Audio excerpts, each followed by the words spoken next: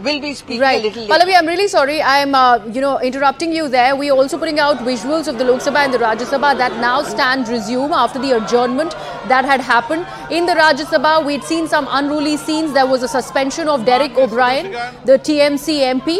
In the Rajya Sabha, now both the houses have resumed.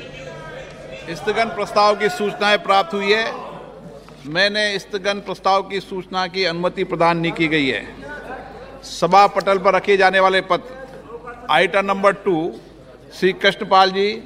आदरणीय अध्यक्ष महोदय, आपके अनुमति से आज की संशोधित कार्य सूची में क्रम संख्या 2 पर मेरे नाम के सामने सूचीबद्ध दस्तावेजों को सदन के पटल पर रखता हूँ। Item number 3 Shri Nityanand Rai ji.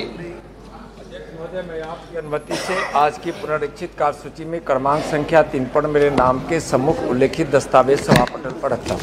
Item number 4 Shri Bhagavad Karad ji.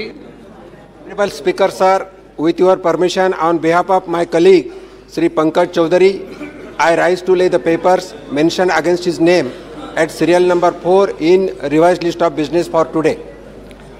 Item number 5 Shri Shobha ji. Shown as serial number 5 of the revised list of business in the Lok Sabha for today on the table of the House.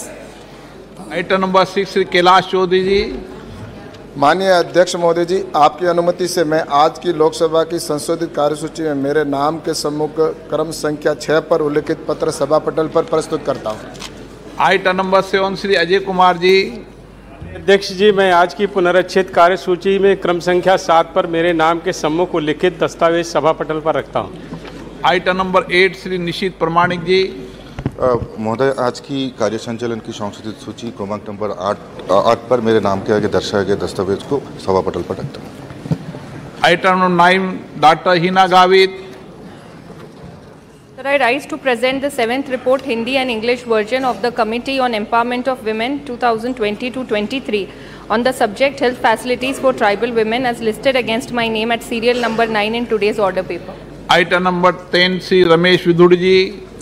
अध्यक्ष जी, आज की कार्यसूची में मेरे नाम के सामने सूचीबद्ध पेट्रोलियम नेचुरल गैस संबंधित प्रतिवेदन 21-22वां आपके सामने प्रस्तुत करता हूं।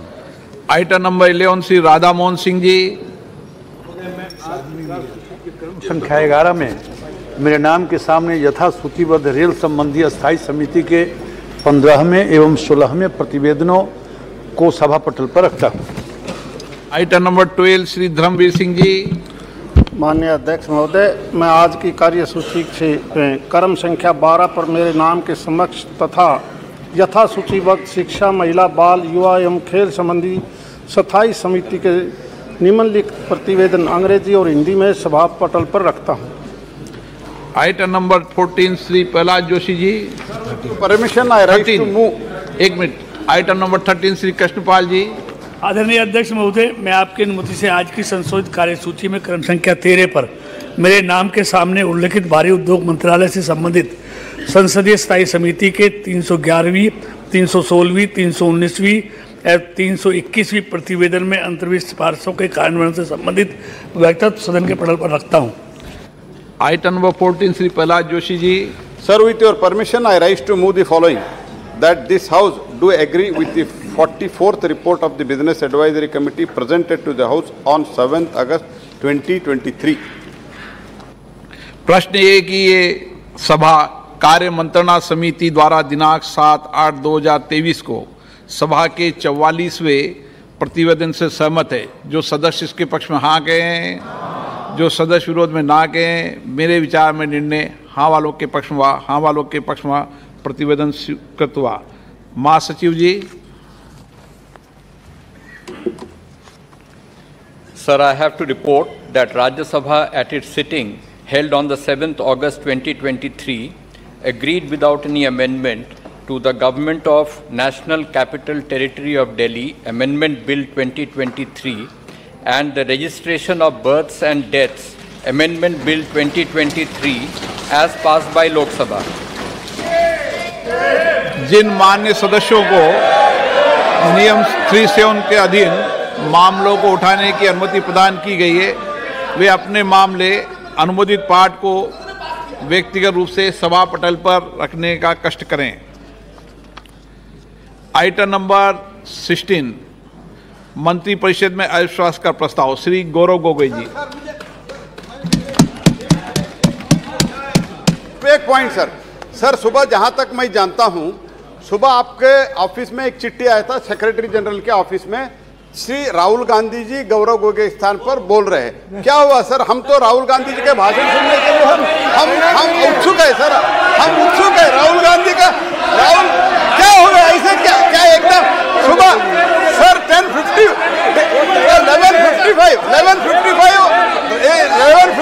इनका चिट्ठी आया है सर, अभी 12 बजे चेंज हो गया। क्या हो गया? थोड़ा हमको भी समझ में आए सर, यही हमारा request. Let me understand what has happened sir. So he just at 11:55 he has given a letter that Mr. Rahul Gandhi is going to speak. What happened in 5 minutes? What is the problem, sir? We are very much enthusiastic to listen Mr. Rahul Gandhi, sir.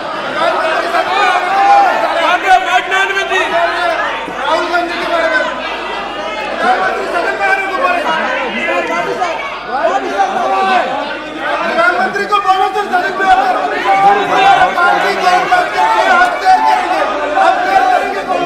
तो house को order में ले।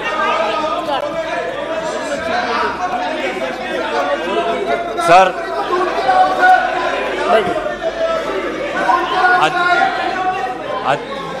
श्री गौरव गोगोई जी। अध्यक्ष महोदय, आपके दफ्तर में अगर क्या हो रहा है, क्या दरखास्त दी गई है, आप खुद ही, आप इस सदन के रक्षक हैं, आपके दफ्तर के अंदर क्या बातचीत हुई है?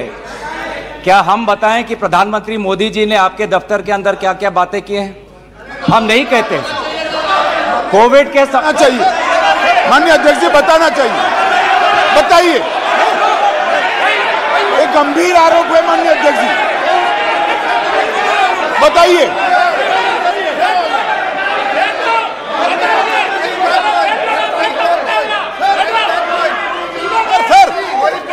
प्रधानमंत्री जी का लेंगे आप, प्रधानमंत्री जी का नाम लेते हुए और चेयर का नाम लेते हुए ऐसा अनाप शनाप आरोप नहीं लगा सकते, वो उनको बताना चाहिए। दफ्तर में जो बात हम आपके विश्वास में रखते हैं और आप जो बात हमें कहते हैं उसकी भी विश्वसनीयता हम बचा के रखते हैं। एक मिनट आप सब एक मिनट बैठिए।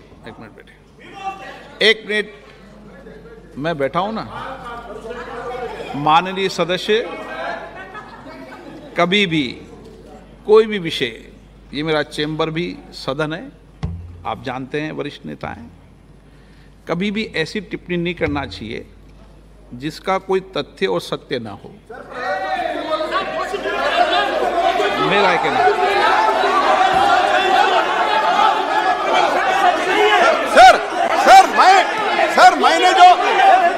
मैंने जो पब्लिक डोमेन में है सर, जो पब्लिक जो पब्लिक डोमेन में है, इन्होंने जो लेटर दिया है और प्रेस को भी कहा है, और प्रेस को भी कहा है सर, प्रेस के पास अनुभव होता है, प्रेस के पास भी सर इनका लेटर है सर, प्रेस पे चल रहा है। उसके बारे में मैंने पूछा, मैंने कुछ सीक्रेट नहीं पूछा, सीक्रेट इनका जो सीक्रेट है मैंने नहीं पूछा, लेकिन इन्होंने क्या बता रहा है माननीय प्रधानमंत्री जी का नाम लेके शेयर कर गरिमा और एक संसद की, उनको पता है, वो बोलने तो हम भी चर्चा के लिए तैयार है, लेकिन ऐसा अनाप शनाप आरोप नहीं लगा सकते हैं। अगर मंत्री महोदय अगर ये ऐसा नियम शुरू करना चाहते हैं कि सदन आपके दफ्तर में जो बात होती है उसको बाहर उजागर करना चाहेंगे तो बात हम भी रख सकते हैं सर, हम भी उल्टा बात रख सकते हैं अंदर के। तो इस प्रकार के आप संसदीय मंत्री हैं, आप इस पब्लिक डोमेन में please understand, it is in the public domain, it is in the media, it is in the social media, what are you talking? हमारे अध्यक्ष महोदय के दफ्तर में जो बातें करते हैं उसको इस प्रकार से आप उसका उल्लंघन मत करिए। आप संसदीय मंत्री हैं, आपका अपना कर्तव्य याद रखिए, आपका लेटर पब्लिक डोमेन में है, याद रखिए, आपका अपना कर्तव्य याद रखिए। अध्यक्ष महोदय,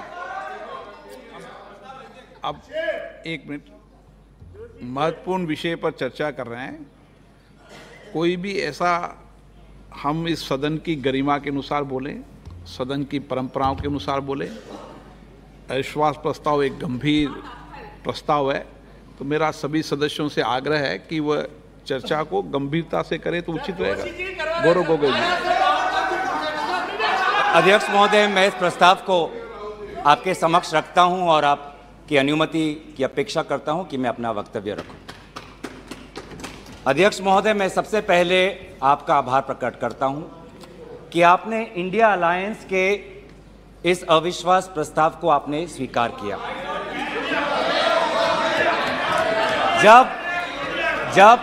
जब आपने पूछा कि इस अविश्वास प्रस्ताव के समर्थन में कौन कौन खड़ा है, तो मैं इस मंच से हमारे सारे इंडिया अलायंस दलों के सांसदों को मैं धन्यवाद और आभार प्रकट करता हूं। सर, ये अविश्वास प्रस्ताव हमारी मजबूरी है। ये हमारी मजबूरी है कि हम अविश्वास प्रस्ताव हमें लाना पड़ा, क्योंकि ये बात कभी भी संख्या की नहीं थी। ये बात हमेशा इंसाफ की थी, मणिपुर के इंसाफ के लिए। आप पहले प्रस्ताव रख दो आप पहले। सर, प्रस्ताव मैंने आपसे अनुमति मांगा, मैं प्रस्ताव आगे करता हूं। मैंने शुरुआत में उनकी अनुमति मांगी। मैं ये इंसाफ मणिपुर की है, मणिपुर के लिए है। इंसाफ है मैं पढ़ूं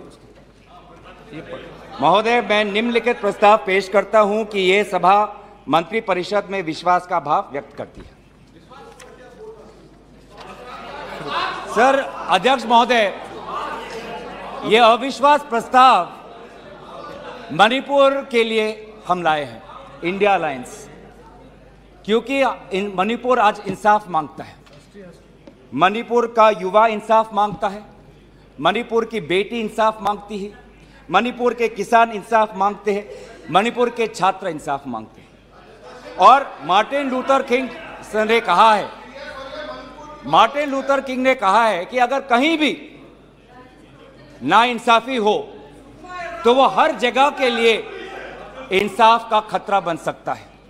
injustice anywhere is a threat to justice everywhere. तो ये जो घटनाएं मणिपुर में हो रही है, इसको ये हम ना समझे कि उत्तर पूर्वांचल के किसी कोने में हो रहा है, ये भारत में हो रहा है। सर, अगर मणिपुर जल रहा है तो भारत जल रहा है। अगर मणिपुर में आग लगी है तो भारत में आग लगी है। अगर मणिपुर विभाजित हुआ है तो भारत विभाजित हुआ है। तो आज हम सिर्फ मणिपुर की बात नहीं कर रहे, हम भारत की बात कर रहे हैं। सर, हमारी मांग स्पष्ट थी कि देश के मुखिया होने के नाते प्रधानमंत्री सदन में आए, अपनी बात रखे, अपनी संवेदना प्रकट करे और उस पर सारे पार्टी समर्थन दे और मणिपुर को एक संदेश जाए कि इस दुख की घड़ी में पूरा सदन मणिपुर के साथ है, हम मणिपुर में शांति चाहते हैं। यह हमारी अपेक्षा थी, यह हमारी अपेक्षा थी। लेकिन अफसोस की बात है कि ऐसा नहीं हुआ। प्रधानमंत्री महोदय ने एक मौन व्रत लिया कि सदन में ना लोकसभा में कुछ बोलेंगे ना राज्यसभा में कुछ बोलेंगे, और इसीलिए अध्यक्ष महोदय ये नौबत आनी पड़ी कि हम अविश्वास प्रस्ताव के द्वारा प्रधानमंत्री मोदी जी का मौन व्रत हम तोड़ना चाहते हैं। सर, साफ साफ 3 सवाल है प्रधानमंत्री महोदय से। सवाल पहला कि आज तक वो मणिपुर क्यों नहीं गए? राहुल जी गए, इंडिया अलायंस के विभिन्न पार्टीज गए, गृह मंत्री जी गए, MOS होम गए, पर देश के मुखिया होने के नाते प्रधानमंत्री मोदी जी क्यों नहीं गए? ये है सवाल पहला। सवाल दूसरा कि लगभग 80 दिन क्यों लगे प्रधानमंत्री मोदी जी को मणिपुर पे कुछ बोलने के लिए, और जब बोले तो सिर्फ 30 सेकंड के लिए बोले, और उसके पश्चात आज तक भी प्रधानमंत्री मोदी जी की तरफ से ना कोई संवेदना का शब्द, ना कोई शांति की याचना। मंत्री मंडल बोल रहे हैं कि हम बोलेंगे, हम बोलेंगे। आप बोलें, आपको किसी ने नहीं रोका। लेकिन प्रधानमंत्री मोदी जी एक प्रधानमंत्री होने के नाते उनके शब्दों में जो महत्व है वो किसी मंत्री के शब्दों में नहीं है। माफ कीजिएगा, प्रधानमंत्री मोदी जी अगर प्रधानमंत्री होने के नाते एक शांति की पहल करें, उस कदम में जो ताकत है वो किसी मंत्री या किसी सांसद में वो ताकत नहीं है, एक प्रधानमंत्री होने के नाते। सवाल हमारा तीसरा कि प्रधानमंत्री जी ने आज तक मणिपुर के मुख्यमंत्री को बर्खास्त क्यों नहीं किया? आपने गुजरात में जब निर्वाचन आए, गुजरात में जब आपको अपनी राजनीति करनी थी तो गुजरात में मुख्यमंत्री बदल दिए, एक बार नहीं 2 बार। उत्तराखंड में निर्वाचन आ रहे थे तो उत्तराखंड में 1 बार 2 बार 3 बार 4 बार शायद आपने मुख्यमंत्री बदल किए। त्रिपुरा में निर्वाचन आए तो त्रिपुरा में भी आपने निर्वाचन आपने से पहले आप मुख्यमंत्री को बदला। मणिपुर के मुख्यमंत्री में ऐसा क्या आपने विशेष आपका आशीर्वाद आप दे रहे हैं जिन्होंने खुद कबूल किया है कि आज मेरे कारण एक इंटेलिजेंस फेलियर हुआ है? ये 3 सवाल हैं सर, और शायद इन 3 सवालों का 3 उत्तर भी है। प्रधानमंत्री मोदी जी मणिपुर पर क्यों मौन हैं, शायद उस प्रश्न का उत्तर भी 3 है। पहला उत्तर कि प्रधानमंत्री मोदी जी को कबूल करना पड़ेगा कि उनकी डबल इंजन की सरकार, उनकी सरकार मणिपुर में व्यर्थ हो गई है, विफल हो चुकी है। इसीलिए आज मणिपुर में 150 लोग मरे, लगभग 5000 घर जलाए गए, लगभग 60,000 लोगों आज शिविर में हैं, लगभग 6500 FIR है। और मुख्यमंत्री, प्रदेश के मुख्यमंत्री होने के नाते जो एक संवाद का वातावरण बनाना चाहिए था, जो एक शांति, अमन और सद्भावना का एक वातावरण जो बनाना चाहिए था, आज उन्होंने सिर्फ मई महीने से नहीं, पिछले 2-3 सालों से ऐसे कुछ भड़काऊ उन्होंने कदम लिए हैं जो आज समाज के बीच में तनाव पैदा हो गया है। आज हम मणिपुर गए हैं, क्या मणिपुर में यह सबसे पहला हिंसा हुआ है? नहीं। क्या उत्तर पूर्वांचल में यह सबसे पहला हिंसा हुआ है? नहीं। इससे पहले भी हुए हैं, मणिपुर में भी हुए हैं। मैं खुद उत्तर पूर्वांचल का हूं, मैं खुद जिम्मेवारी से कहता हूं कि हुए हैं, लेकिन पहली बार, अरे आप में से तो कोई गया भी नहीं, आप क्या जानेंगे? पहले जाओ और फिर हमें परामर्श दो, पहले आप लोग जाओ। सर हम गए और बहुत दुख हुआ कि हमने समाज में 2 वर्गों के बीच ऐसा बंटवारा, समाज के 2 वर्गों के बीच हृदय में इतना आक्रोश, इतना गुस्सा हमने पहले कभी नहीं देखा। हमने पहले कभी भी नहीं देखा कि आज समाज का एक वर्ग दूसरे के प्रति बदले की भाषा का प्रयोग कर रहा है। हमने कभी भी नहीं देखा कि एक प्रदेश में एक ऐसी लकीर खींच दी गई है कि पहाड़ पे एक वर्ग के लोग रहते हैं और वैली में एक वर्ग के लोग रहते हैं। अफसोस की बात है सर कि जो सरकार एक इंडिया की बात करती है, आज उन्होंने 2 मणिपुर आपने बना दिए हैं। आपके राजनीति से 2 मणिपुर आज बन गए। मैं मणिपुर के मुख्यमंत्री को इस सदन से पूर्व प्रधानमंत्री वाजपेयी जी की राजधर्मों को याद करने के लिए सलाह दूंगा, जिन्होंने कहा कि राजा के लिए, शासक के लिए प्रजा में भेद नहीं हो सकता, ना जन्म के आधार पर, ना जाति के आधार पर, ना समुदाय के आधार पर। सर आज इस माहौल में अगर सबसे ज्यादा पीड़ा किसी को झेलना पड़ा है तो महिलाओं और बच्चों को। हमने देखे हैं वो वायरल वीडियो में, उनका मैं उल्लेख नहीं करना चाहूंगा, उससे सबको पीड़ा हुआ। पर ऐसे मुख्यमंत्री जी ने स्वयं कहे कि ऐसे 100 FIRs हैं। हम भी गए हैं सर, इंडिया डेलीगेशन, हमारे संसदीय दल, उस परिवार से हम मिल के आए हैं जिसमें 2 महिलाओं के साथ इतना बुरा व्यवहार हुआ, अत्याचार हुआ।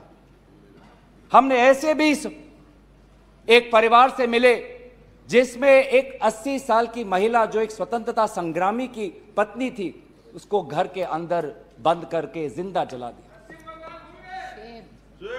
जो 2 महिला जिसको लेकर आज सुप्रीम कोर्ट तक ये बात गई है, उसमें से एक महिला का पत्नी कारगिल में हमारे देश के लिए हमारी सीमा को सुरक्षा कर रहा था।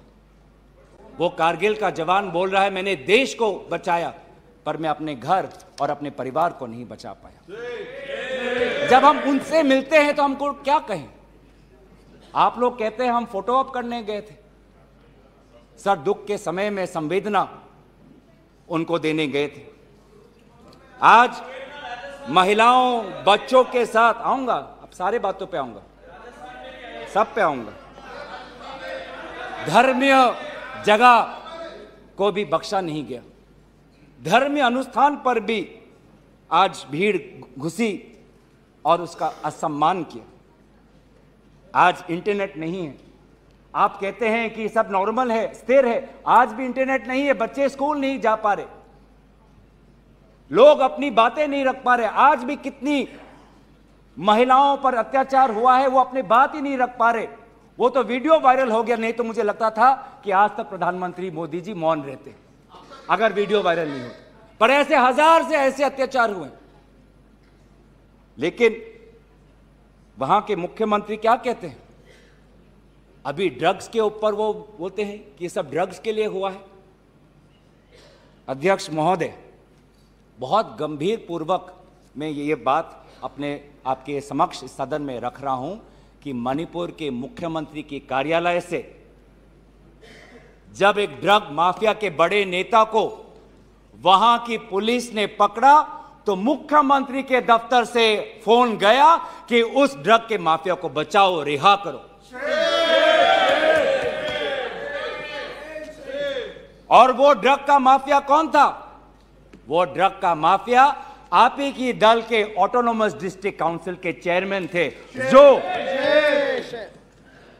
वहां पे जब इटोचा सिंह को पकड़ा गया, लोयांग नांगबंग इटोचा, जब इस व्यक्ति को पकड़ा गया तो मुख्यमंत्री के दफ्तर से फोन गया कि इसको रिहा करो।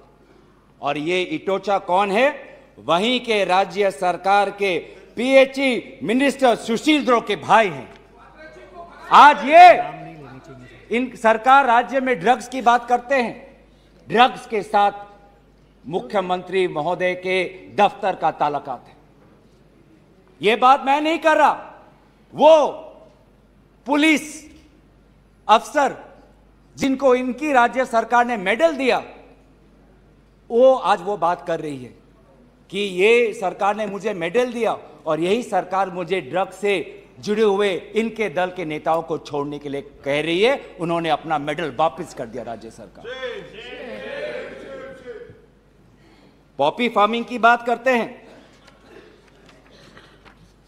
आज आपका ही narcotics and affairs of border NAB ये कहता है the scale of poppy plantation in Manipur has spread across 15,400 acres of land in the hills between 2017 and 2023।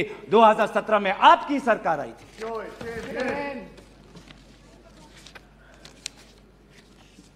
आज इंडियन फॉरेस्ट सर्वे रिपोर्ट 2021 में कहता है that within 2 years time the forest area of Manipur has decreased by 248.63 square kilometers।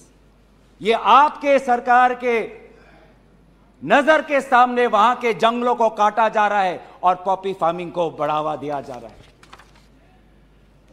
गृह मंत्री drugs को लेकर बार बार वक्तव्य देते हैं, लेकिन गृह मंत्री महोदय आपको भी पता है कि पिछले 5-6 सालों में ड्रग्स की ये समस्या कमी नहीं, थमी नहीं, बढ़ती जा रही है। लगभग 2017 में NCRB का डेटा है 1113 केसेस, 2021 में 3611। तो ड्रग्स की समस्या आज बढ़ती जा रही है। तो कहीं ना कहीं प्रधानमंत्री जी चाहते हैं कि वो मौन रहे ताकि उनकी राज्य सरकार की छवि धूमिल ना हो, क्योंकि उनको छवि से लगाव है। चाहे लोगों पे अत्याचार हो, ड्रग्स की समस्या बड़ी हो, ये उनके लिए महत्व नहीं रखता। पर जैसे कि मैंने कहा कि उनके मौन रहने का कारण 3 है, अभी तो मैंने सिर्फ एक कारण का उजागर किया। और दूसरा कारण यह है, और बहुत मैं सम्मानपूर्वक ये बात कहना चाहता हूं, दूसरा कारण प्रधानमंत्री मोदी जी का मौन रहने का यह है कि आज भारत केंद्र सरकार का गृह विभाग और राष्ट्रीय सुरक्षा सलाहकार आज विफल हुए हैं। क्या हो रहा है मणिपुर में? 5000 से ज्यादा हथियार आज लोगों के हाथों में है। लगभग 35 पुलिस स्टेशंस में भीड़ वहां जाकर वहां से हथियार अपने साथ ले जाते हैं। कभी आप जितने भी राज्यों का आपने जो उजागर किया है, कभी ऐसी स्थिति देखी है कि 2 महीनों में एक भीड़ पुलिस थाने में जाकर, पुलिस ट्रेनिंग कॉलेज में जाकर वहां पे जो हथियार है वो लेके जाती है? क्या क्या हथियार ले गए हैं? क्या क्या हथियार लूट के ले गए हैं? INSAS rifle, AK-47, light LMG light machine gun, self loading rifle, SMC, motor, grenade, bullet proof jacket, 6 lakh ammunition, 6 lakh गोलियां आज लोगों के बीच में है।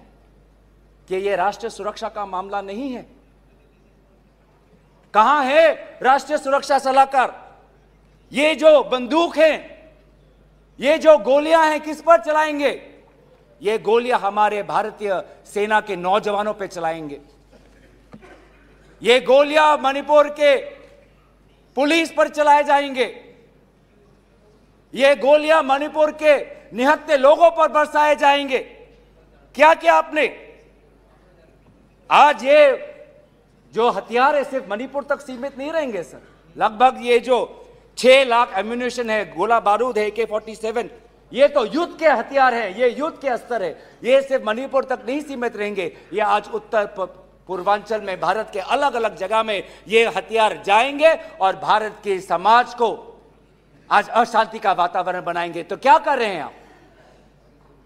आज दुख की बात है कि अभी मुख्यमंत्री पहले तो समाज पर दोष ठहरा रहे थे, अब मुख्यमंत्री, मणिपुर के मुख्यमंत्री केंद्र सरकार और असम राइफल्स पे आज निशाना साध रहे हैं।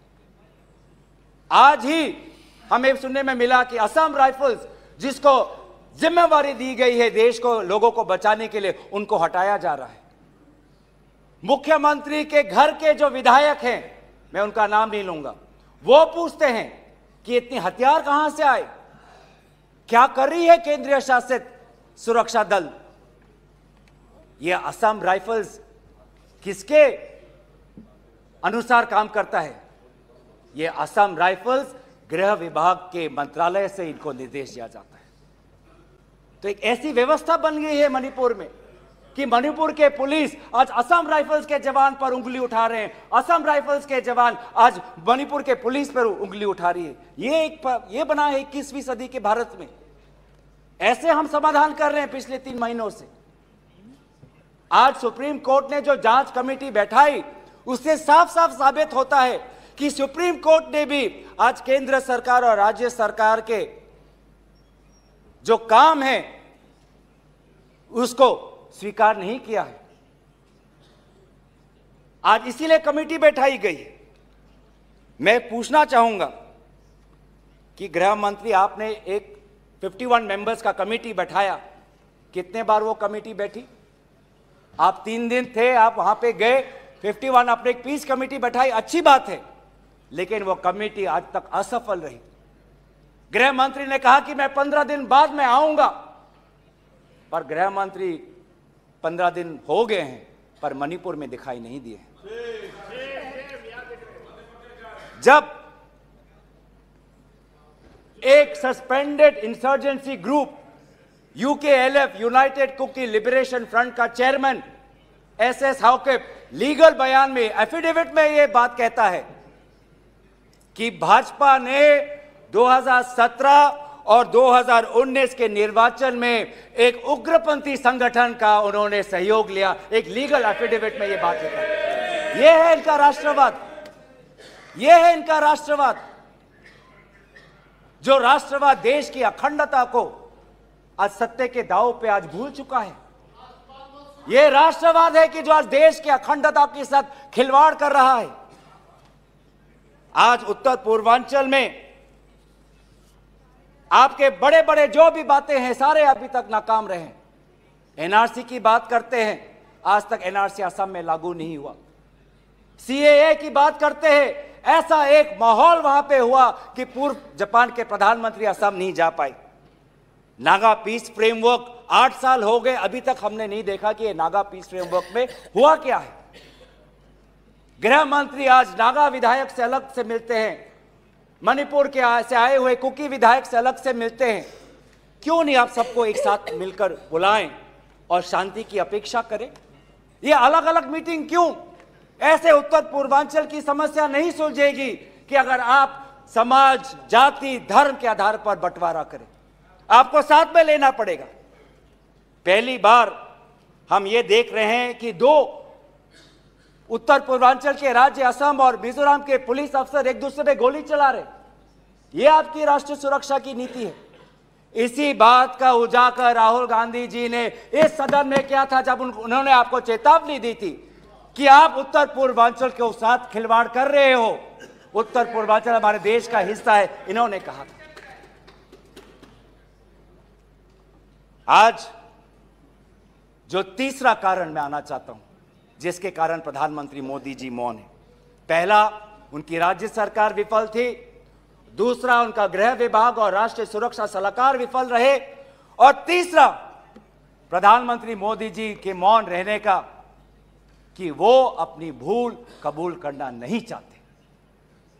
अगर वो बोले तो कि उनकी चूक हुई है राज्य सरकार से, तो ये भूल वो कभी जनता के सामने कबूल नहीं करना चाहते, मौन रहना पसंद करते हैं। और ये पहली बार नहीं हुआ है, ये पहली बार नहीं हुआ है जब भारत के स्वर्ण पदक लाने वाले कुश्ती के महिला खिलाड़ी जब सड़क पे जब विरोध कर रहे थे तो प्रधानमंत्री मौन थे। जब 750 किसान आंदोलन पे उनकी जीवन गई, बलिदान दिया, शहीद हुए तो प्रधानमंत्री मौन थे। जब 2020 में दिल्ली में रायट्स हुए, दंगे हुए, पर विदेश के एक सरकार के नेता आए थे, उस समय भी प्रधानमंत्री मौन थे। जब अडानी पर इसी सदन में राहुल गांधी जी ने प्रधानमंत्री मोदी जी से सवाल किया कि कितने बार अडानी जी एक विशेष कंपनी को प्रधानमंत्री के साथ जाने पर उनको सुविधा हुआ, तो प्रधानमंत्री मोदी जी मौन थे। जब हम बार बार पूछते हैं,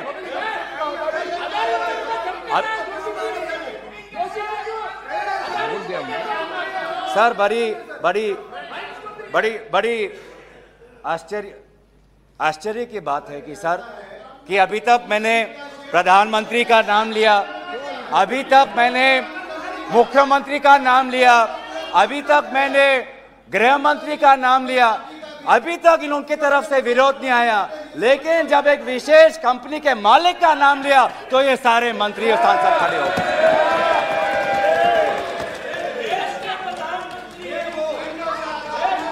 किसकी सरकार है सर? ये किसकी सरकार है? जब चीन पर हमने सवाल किया, चीन पर आप पूछे, मैं चीन पर आता हूं, जब चीन पर हमने सवाल किया कि चीन हमारे सीमा के अंदर कितने किलोमीटर पर है, तो प्रधानमंत्री मोदी जी मौन रहे। प्रधानमंत्री मोदी जी ने G20 के बाली समिट में प्रेसिडेंट शी जिनपिंग के साथ क्या बातचीत की, उनके विदेश मंत्रालय ने इसको छुपाने की कोशिश की, लेकिन जब चीन के विदेश मंत्रालय से बात आई तो भारत सरकार के विदेश मंत्रालय ने खुद कबूल किया कि हाँ, हमने छुपाई थी कि बहुत संवेदनशील बातें प्रधानमंत्री मोदी जी ने शी जिनपिंग के साथ बाली में किया। हम पूछना चाहते कि क्या बातें की आपने, क्या समझौता हुआ, क्या बताएंगे? विदेश मंत्री ने कुछ दिन पहले हम सबके समक्ष एक स्टेटमेंट रखा, पर उस स्टेटमेंट पर भी बाली में प्रधानमंत्री मोदी जी और प्रेसिडेंट राष्ट्रपति शी जिनपिंग के बीच में क्या बात हुई इन्होंने उजागर नहीं किया। आप चीन की बात करते हैं, आप चीन की बात करते हैं, तो प्रधानमंत्री मोदी जी जब जम्मू कश्मीर के पूर्व राज्यपाल ने कहा कि उन्होंने प्रधानमंत्री को फोन किया था, तो ये राज्यपाल ने क्या कहा कि उनको चुप रहने का सलाह उनको मिला। प्रधानमंत्री मोदी जी मौन रहे। जब पूर्व एक राज्यपाल ने कहा कि हमने सुरक्षा मांगी थी हमारे पुलवामा के जवानों के लिए, लेकिन हमको कोई सुरक्षा नहीं मिली, जब ऐसा गंभीर बात एक पूर्व राज्यपाल, आपकी ही चुनी हुई राज्यपाल ने रखा, तो प्रधानमंत्री मोदी जी मौन रहे। जब कोविड में सेकेंड वेव में लोग के सांसों में फाफड़ों में ऑक्सीजन नहीं था, तब प्रधानमंत्री पश्चिम बंगाल में वोट मांग रहे थे। जब मणिपुर में महिलाओं पर अत्याचार हो रहा था, तो प्रधानमंत्री जी कर्नाटक में वोट मांग रहे थे। ये कैसा राष्ट्रवाद है? यह कैसा राष्ट्रवाद है जो देश से ऊपर अपने सत्ता को ज्यादा महत्व देता है? इस देश के इतिहास में हमने दूसरे प्रधानमंत्री भी देखे हैं। हमने ऐसे भी प्रधानमंत्री देखे हैं जिन्होंने उत्तर पूर्वांचल और भारत की संवेदना को समझा। मैं उदाहरण देना चाहता हूं, जब असम में हमारा असम अकॉर्ड हुआ 1985 में, तो असम में हमारी कांग्रेस की सरकार थी, लेकिन शांति के पहल के लिए उस समय के पूर्व प्रधानमंत्री राजीव गांधी जी ने कहा कि कांग्रेस की सरकार बर्खास्त होनी चाहिए, हम एक निर्वाचन लाना चाहते हैं ताकि शांति आगे बढ़े। ये हमारा राष्ट्रवाद है कि दल से ऊपर हमारा देश, ये हमारा राष्ट्रवाद है। जब मीजो अकॉर्ड हुआ, सुन लीजिए, सुनने का धैर्य रखिए। जब मीजो अकॉर्ड हुआ 1986 में, तो मिजोरम में हमारी सरकार थी, लेकिन राजीव गांधी जी ने लालडेंगा जी के साथ समझौता करके मीजो अकॉर्ड उन्होंने स्थापना किया 1986 में, और वहां के पू लालडेंगा जी मिजोरम के इंटरिम गवर्नमेंट के मुख्यमंत्री बने। और निर्वाचन यह है कि हमें सत्ता नहीं, हमें शांति चाहिए उत्तर पूर्वांचल में। अगर सत्ता खोनी पड़ी, दल का बलिदान देना पड़ा, तो उत्तर पूर्वांचल और देश की अखंडता के लिए हम वो बलिदान देने के लिए तैयार हैं। सोनिया जी को याद होगा, जब मीजो अकॉर्ड हुआ उसके अगले ही दिन राजीव गांधी जी और सोनिया जी मिजोरम गए थे, आइजवाल गए थे, और जगह जगह पर लोगों ने इन दोनों का स्वागत किया और उन्होंने कहा, स्वागत राजीव गांधी जी, वेलकम राजीव गांधी जी, आप शांति के प्रतीक हो। ऐसा पहल प्रधानमंत्री मोदी जी मणिपुर में क्यों नहीं करते? हम उनका समर्थन करेंगे, हम उनका समर्थन करेंगे। इस सदन में जब 2012 में असम में कोकराझार में जब हिंसा हुआ, तो इस सदन में, लोकसभा में, राज्यसभा में प्रधानमंत्री, हमारे पहले प्रधानमंत्री डॉक्टर मनमोहन सिंह जी ने इस सदन में उन्होंने बात रखी। जब कोकराझार में जब हिंसा हुआ, तो उसके 7 दिन बाद प्रधानमंत्री मनमोहन सिंह जी वहां पर गए और उन्होंने कहा, क्या कहा? उन्होंने कहा असम में जाकर, we are one people, we are one nation, we must live together as such, we must restore peace and calm throughout the area. ऐसी बातें प्रधानमंत्री मोदी जी क्यों नहीं करते? चलिए मेरे दल का नहीं, मैं आपके दल का उदाहरण देता हूं। जब 2002 में गुजरात में जब दंगे हुए, तो उस समय के प्रधानमंत्री वाजपेयी जी गुजरात गए थे, शाह आलम के वो रेफ्यूजी कैंप में गए थे। तो सीधा सर, मैं प्रधानमंत्री जी से 3 में हमारी याचना है। 3 हमारे याचना है। याचना 1 कि वो सदन में आकर अपनी बात रखे, लोकसभा में आए और राज्यसभा में भी जाएं, लोकसभा में भी आए और राज्यसभा में भी जाए। हमारी याचना दूसरा कि वो मणिपुर जाए और पूरे पार्टी को लेके जाए। ये बात हमने सदन के प्रारंभ होने से भी पहले कहा था कि अगर प्रधानमंत्री पूरा मणिपुर को में एक ऑल पार्टी डेलीगेशन लेके जाएंगे तो हम सब उसमें शामिल होंगे। और हमारा तीसरा ये याचना है कि मणिपुर के विभिन्न समाज सेवक संगठनों को बुलाकर एक मीटिंग करिए, शांति का एक पहल रखिए। लेकिन प्रधानमंत्री क्या कर रहे हैं?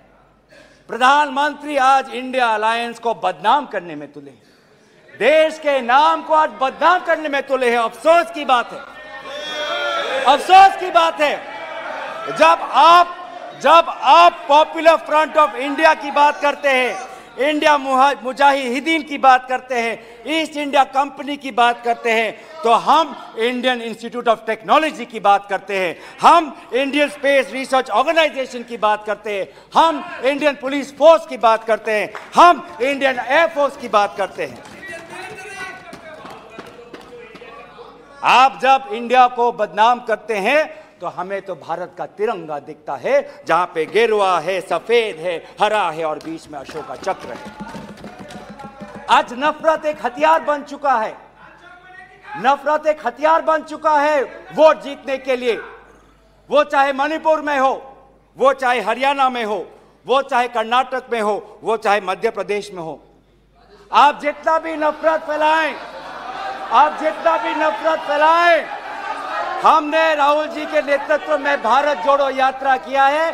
आपके नफरत के बाजार में हम जगह जगह पे मोहब्बत का दुकान खोलेंगे। हम संविधान की सुरक्षा करेंगे।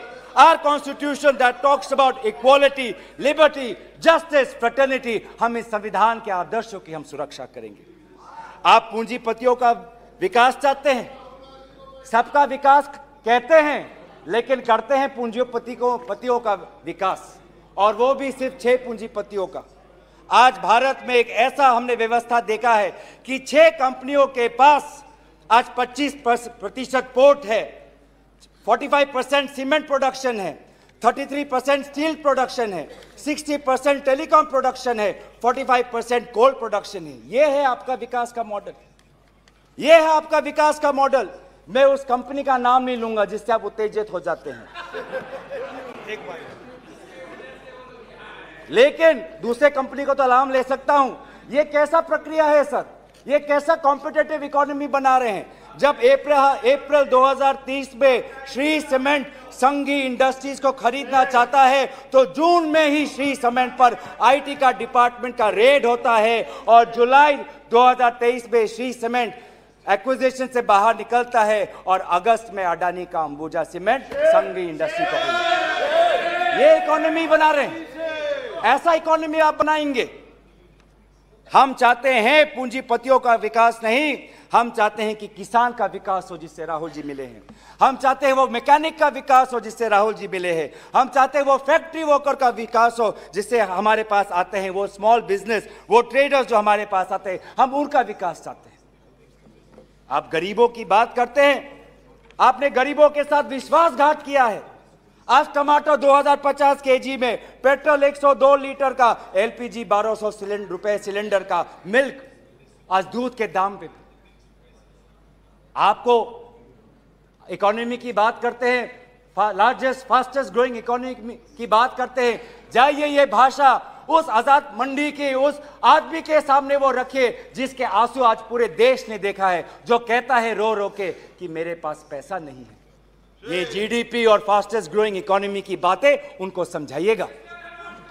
आजादपुर मंडी में राहुल जी गए, आप किसान की बात करते हैं, आपके डेटा में आज हमको मिला है कि लगभग 10,000 किसानों ने आत्महत्या कर दी है, जिसमें से किसान है, श्रमिक है, कल्टीवेटर्स है। ये है पार्लियामेंट में आज उत्तर आता है कि एमजीएनरेगा में 5 करोड़ लोगों को आज एमजीएनरेगा से बाहर कर दिया है। ये आपका विकास है? तो सर ये आप गरीबों पे विश्वासघात करिए, हम राजस्थान की तरह देश में महंगाई में हम राहत लाएंगे। आप आदिवासियों में अत्याचार करें, हम आदिवासी